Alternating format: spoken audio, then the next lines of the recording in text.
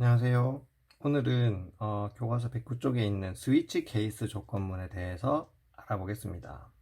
스위치 케이스 조건문은 else if, else if, else에서 배운 그 조건문으로 모두 구현할 수 있지만 스위치 케이스 조건문을 쓰는 이유는 조금 더 간결하게 표현할 수 있다는 장점이 있습니다. 예.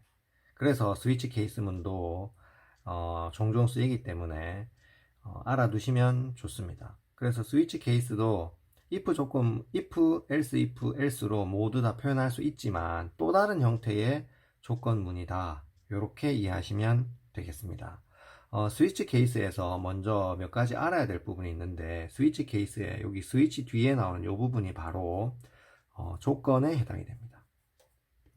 이 조건은 두 가지 이상이 올 수 없고 반드시 한 가지만 올 수 있습니다. 스위치 if, else if에서는 else if 뒤에 여러 가지 조건들을 또 쓸 수 있었죠. 그죠? 네, 그렇지만 스위치 케이스는 그런 식으로는 쓸 수가 없다. 그 다음에 이 조건식은 반드시 정수값으로 평가를 해야 됩니다. 네, 여기 있는 스위치 뒤에 있는 이 조건식이 결과가 정수가 나오지 않으면 밑에 있는 케이스나 이런 부분들이 정확하게 실행이 되지 않습니다. 즉 실수가 되면 안 된다는 겁니다. 자, 그 다음에 또 하나 알아야 될 것이 여기 있는 이 브레이크인데요. 이 브레이크가 우리말로 무슨 뜻이죠? 정지 또는 멈춤 뭐 이런 뜻이죠. 그죠? 그래서 요 케이스, 예를 들어서 케이스 9에 해당이 되는 것이 조건이 성립이 된다면 여기 있는 printf A를 프린트하고 브레이크를 만나서 이 조건문 자체를 요렇게 빠져나가게 됩니다. 아셨죠? 네. 마찬가지 케이스 8에 해당돼도 브레이크에서 빠져나가게 되고 마찬가지로 7이 돼도 브레이크에서 빠져나가게 되는 겁니다. 이해하셨죠? 자, 그러면 요 사실을 알고 여기 있는 스위치 케이스문을 한번 해석해 보도록 하겠습니다. 예를 들어서 점수에다가 스코어에다가 예를 들어서 98점을 넣었다고 한번 해보겠습니다. 그러면 스위치 뒤에 있는 요 조건을 쓰면 어떻게 되죠? 98을 10으로 나눈 몫이 되죠. 그죠? 그럼 어떻게 되죠? 얘는 9가 되죠. 그죠? 맞죠? 설마 이거를 9.8인데요 라고 생각하는 사람 없겠죠? 왜냐하면 얘는 실수죠. 그죠? 얘는 정수고 네. 얘도 정수 이렇게 정수끼리 연산을 하면 결과는 정수로 나오죠. 그죠? 얘가 실수로 나올 수 없다는 겁니다. 네. 그래서 9.8이 아닙니다. 그죠? 네. 그래서 9가 나옵니다. 즉 몫이 나오게 되는 거죠. 네. 만약에 여기에 있는 실수로 계산되게 여기 있는 조건들을 조작해서 실수로 계산하면 스위치 뒤에는 반드시 조건이 정수값으로 평가돼야 된다는 것에 위배가 되기 때문에 이 스위치 케이스문이 정상적으로 실행되지 않는다는 겁니다. 네, 그 점을 꼭 유의해야 됩니다. 그래서 이 결과가 9가 되기 때문에 여기에서 케이스 9, 여기에 케이스 9에 해당이 되죠. 네, 그래서 A를 printf하고 브레이크에서 빠져나오는 겁니다. 이해하셨죠? 그러면 얘가 선택이 되겠죠. 그죠? 네, 이렇게 되는 겁니다.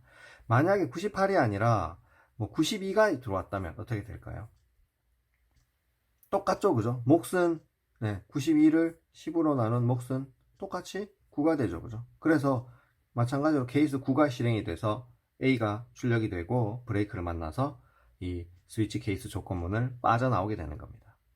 이해하셨습니까? 그러면 이번에는 68점이다. 그럼 어떻게 할까요?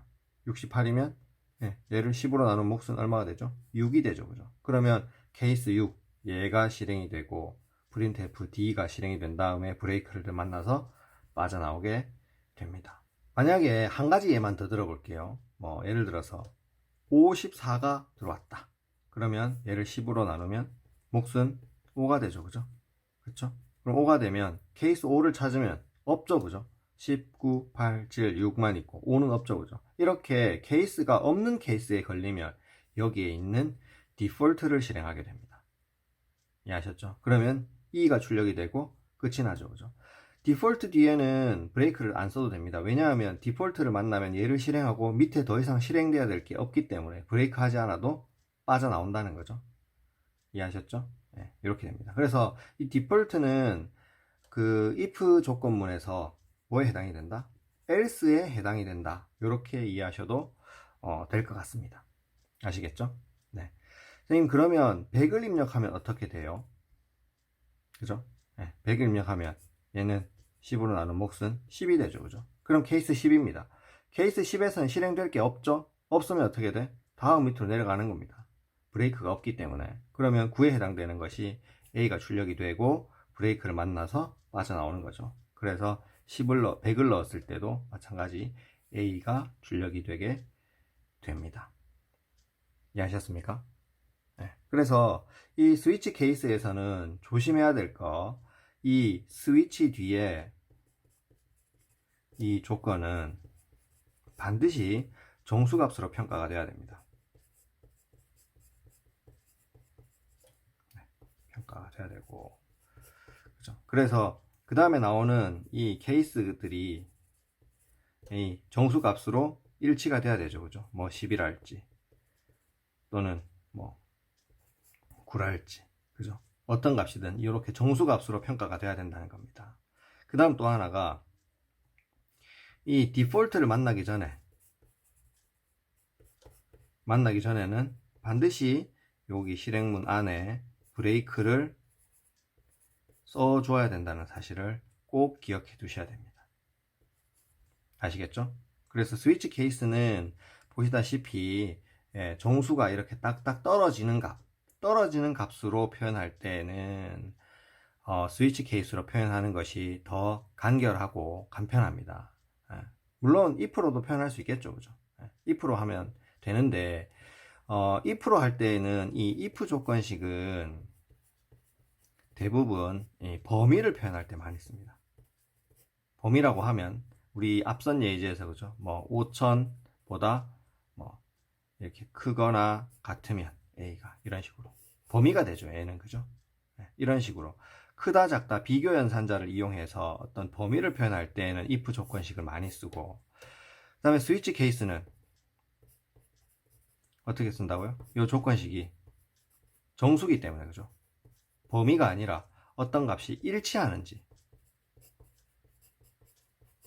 일치 여부를 보고 실행문을 이렇게 적어줘야 될 때는 스위치 케이스를 훨씬 더 많이 쓴다.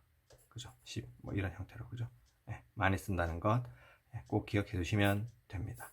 그래서 두 가지 형태 다 종종 나오고 종종 쓰이기 때문에 조건식의 두 가지 형태는 꼭 기억해 두시면 좋겠습니다. 오늘은 여기까지 하겠습니다.